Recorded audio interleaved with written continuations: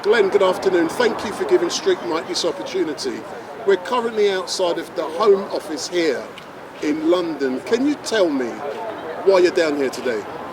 Well, first of all, it's to remind anyone who's forgotten of what this country has done to Africans from the Caribbean and all over the world, the treatment that they've received here. People talk about the hostile environment, but I don't think that people really understand the extent of it. You know, what's become of those white vans? What have they done with them? Have they taken them back in and painted them over? Or do they still have equipment there with telephone numbers, which, like a neo-Nazi approach, is trying to get people to betray each other? Call this number if you know an illegal immigrant. Call this number if you're an illegal immigrant who wants to surrender and go.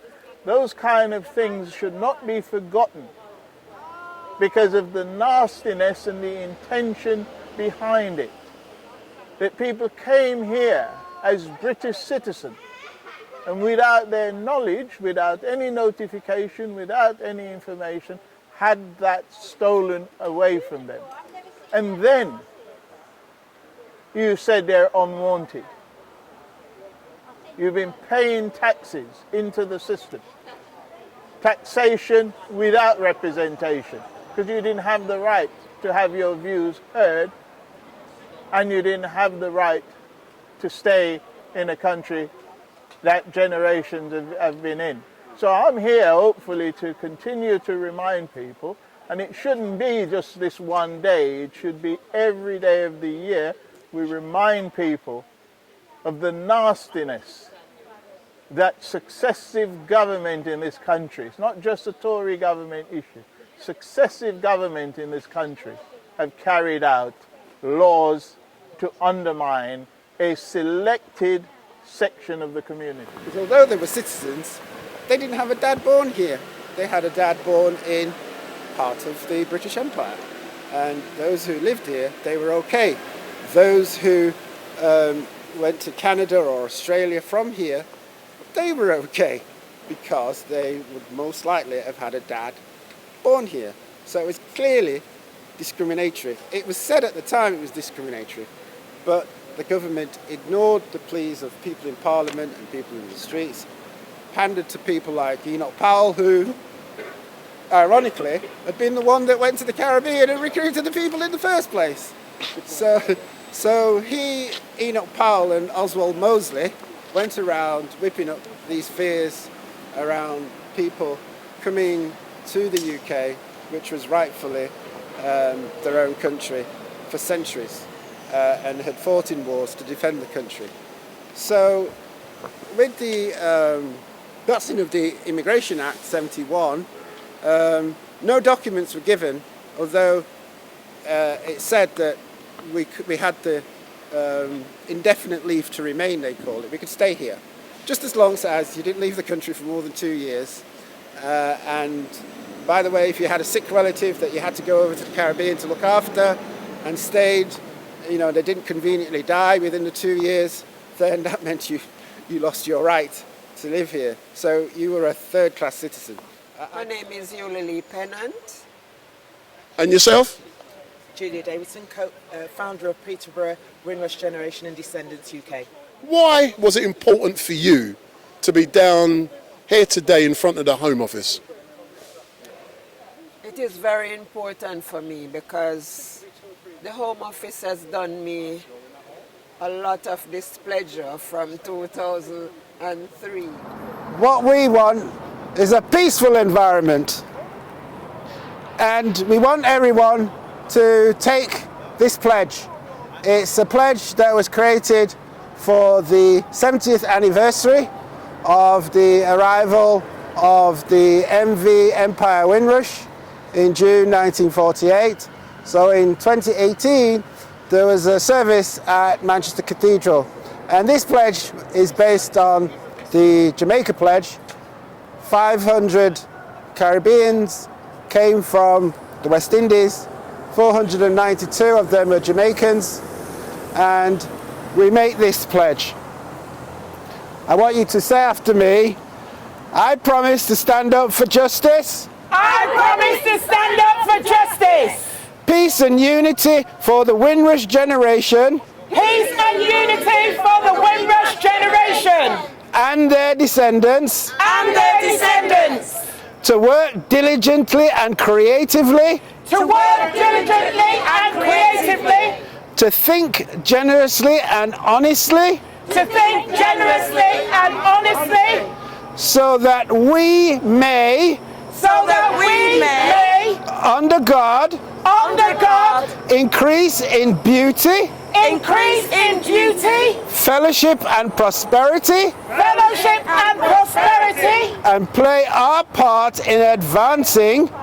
And play our part in advancing. The welfare of the whole human race. The welfare of the whole human race. Forever free. Forever free. On the earth. On the earth. One people. One people. Forever conscious. Forever conscious. In the light. In the light. Amen. Amen. Amen. It's not a commonwealth, it's a common theft. You call us British subjects, but what you're saying is you use us when you want to use us, then you dump us back when you don't want us. It's a commonwealth, you say?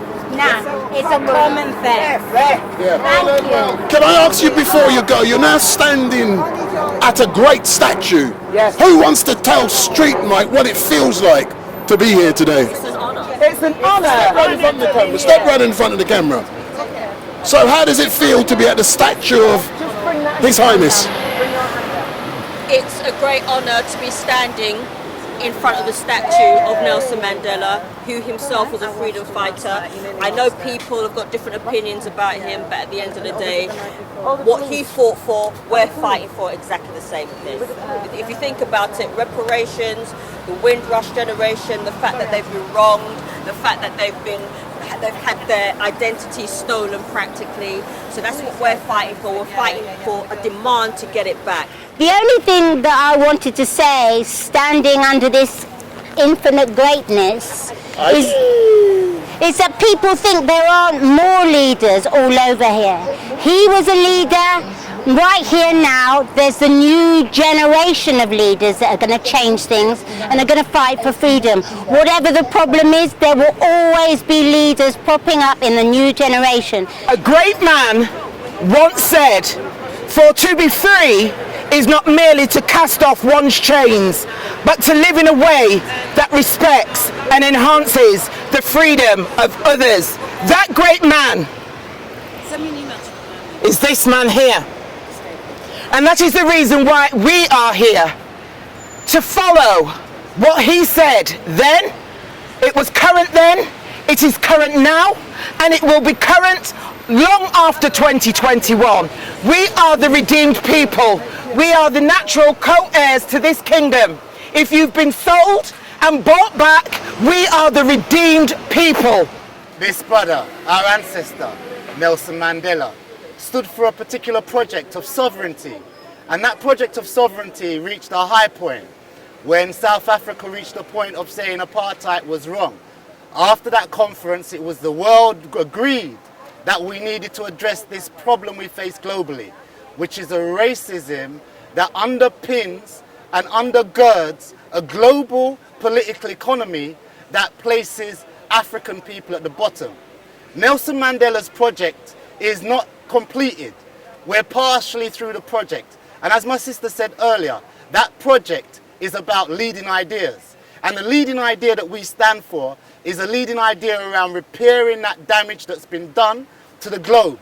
We call it reparations. I stand here for the Global African Congress.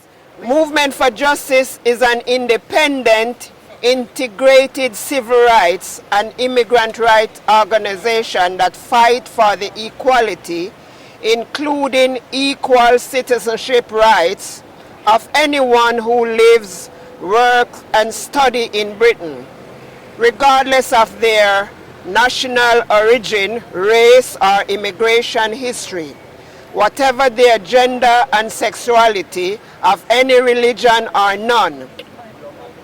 Movement for Justice exists to build a mass movement of and for the poor and oppressed that will lead collective mass actions against all forms of racism and discrimination. We've been charting a course of turbulence, a storm, for many centuries. And you know, the Windrush generation, in terms of the climate that we're living now, we're dealing with the 7 C's. It's not the 7 C's in the history lessons or the geography lessons, but the 7 C's of Windrush. And that is the commemoration, the celebration, the care, the challenges, the conflict and change that we need to see for the Windrush generation. People, get behind this. Let's not just sit back. We need your voice. We need your action. What we need is a Windrush Act. And when do we want it? We want it now. DJ Khaled! If on no man swear to will you, I'm gonna see y'all million. She's royal, yeah, so royal. Windrush. Excuse me, sir. Wendell Della from StreetMic. We're now outside of the House of Commons main entrance. What are you going to be doing? Well, we're going to be handing my statement to Parliament. Where's the statement? Where's the statement? The statement is here. It's a statement that was it was a statement that was submitted for part of the judicial review. We want Parliament to be aware of our demands, of our proposals for a Windrush Act, and we want Parliament to look at this and, you know, call the government to account.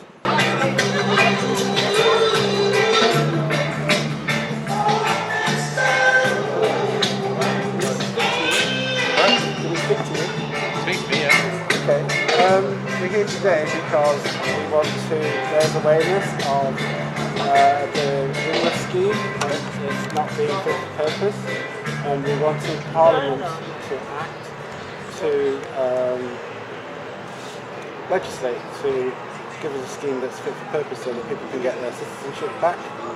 We understand that you can't take messages or documents or things like that, but we just wanted to record that we've been here and that we've made this request, and just to let you know that that's why we're here.